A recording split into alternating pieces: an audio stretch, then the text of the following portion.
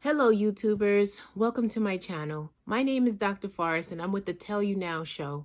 This is very important tonight because everyone likes to know how to do something. So tell me now. So you're watching YouTube tonight because you wanted to know or learn something, and I hope that I can help you.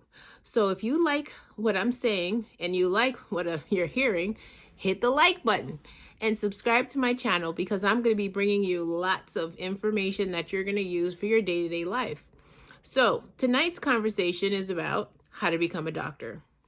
So if you stay with the channel, and I'll tell you step by step how I became a doctor.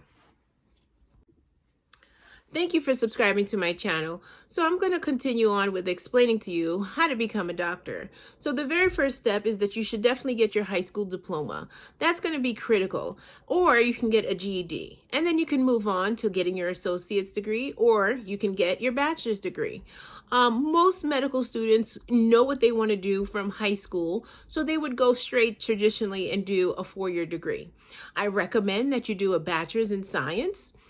Because that just solidifies what your goals are, that you're a science major and you're looking to go further. I mean, a lot of people go ahead and they check, pre-med off, but a science major, pre-med, it's pretty much all in the same ball game.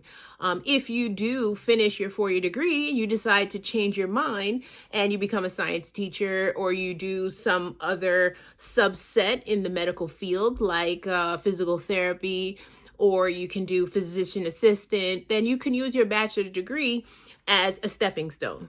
So typically after you finish your 4-year degree, you would go on and take your MCATs. And the MCATs is pretty much a statewide exam that you would pretty much do to get qualified to get into a U.S. medical school or a foreign medical school. They do look at those scores to kind of guide the admission department on where you can get accepted. But sometimes you are able to waive and get through to medical school without it. And that's more of going the non-traditional route, going into foreign Caribbean medical school. I am actually a foreign medical grad myself, and I will do another video explaining how my experience was going overseas and doing a non-traditional route to becoming a doctor. But if you are going to stay in the United States, you would go on and apply to a medical school. And again, they're going to be looking at your grades. Hopefully they're 4.0 because we don't want doctors to be under that par.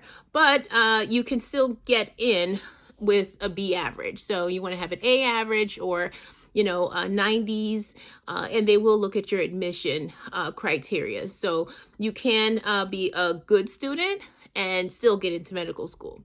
They're going to be looking at other things too. How social are you? Have you volunteered? Have you had a life experience? What is gravitating you towards going into the medical field? So you'll have to write an essay and things like that. But in the gist of everything, going to high school, going to a 4-year degree, getting your 4-year degree, going to a college or a university, and then doing the MCAT, and then getting into a medical school. Now, the foreign medical school, you can always apply. There's several that you can, send your application to. And they usually have info sessions here in the United States that will be like a recruiting session where they'll come to your university and give you brochures, or you can go to like a campus, whether it's here in New York or they'll do it in Florida. Those are usually the two sites that they would have like a satellite center where their location is in the Caribbean, but they would have offices here in New York or offices in Florida.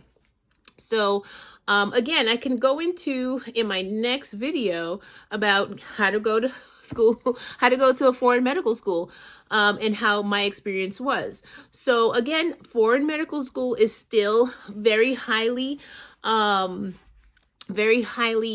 ranked.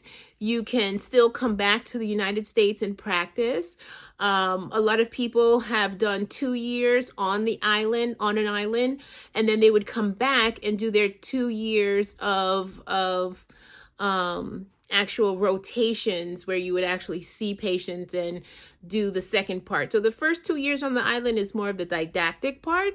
And then the other 2 years would be actually doing your rotations through all of the critical categories of a widespread diversity in seeing different patients, pediatrics, geriatrics, inpatient, outpatient, OBGYN, and just going through all those major rotations as you go to different hospitals, different clinics. So in general, after you finish the 4 years of medical school, then you would do a residency.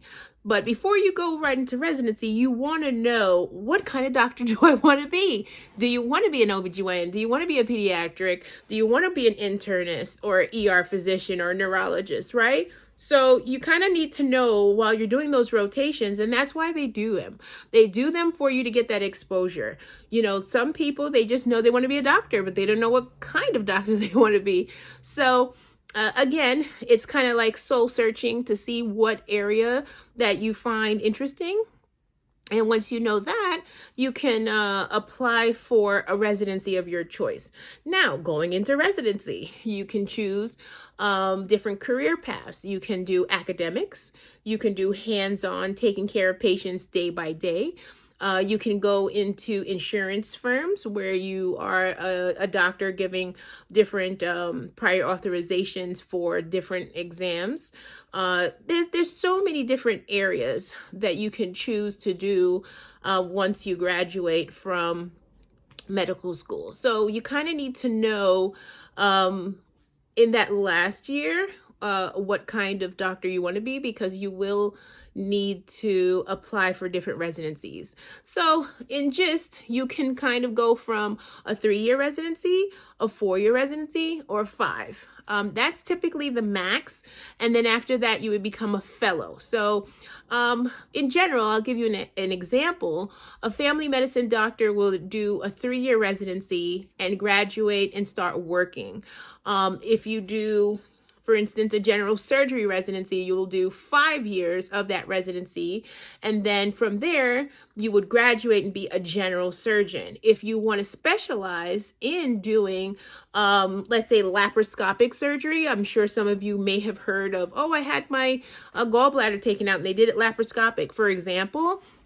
You would do a 1 to 2 year fellowship after you did your surgery residency. So it definitely varies. It goes from 3 years to 5 years, and then if you tag on a specialty, then you'll have to do a fellowship. And then the fellowship, again, it ranges from 1 year, it could be 5 years. So you see, if you really start counting, it does take a very long time to become a doctor, but it's definitely well worth it. And you know, we, as you know, humans in our society, we all have to work, and you want to pick a career that you love and that you're dedicated to. So before you know it, the time flies by. So that's it. That's all I have for you folks. Please subscribe to my channel. I will have lots of information for you. I will go deep into more details if you want to go into foreign medical graduates and how they come back to the United States and some of the criterias and exams, and we can go all into that.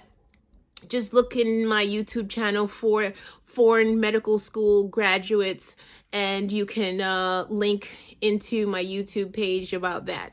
But in general, you do a 4-year degree in undergrad, and then you'd go on to do your 4-year in medical school, and then you choose your residency the minimum residency is at least 3 years if you want to be fully licensed. Okay, so that's it. 4 plus 4 and 3. Okay, so thank you for watching. And again, this is the Tell Me Now show, and I'm Dr. Faris. See you next time.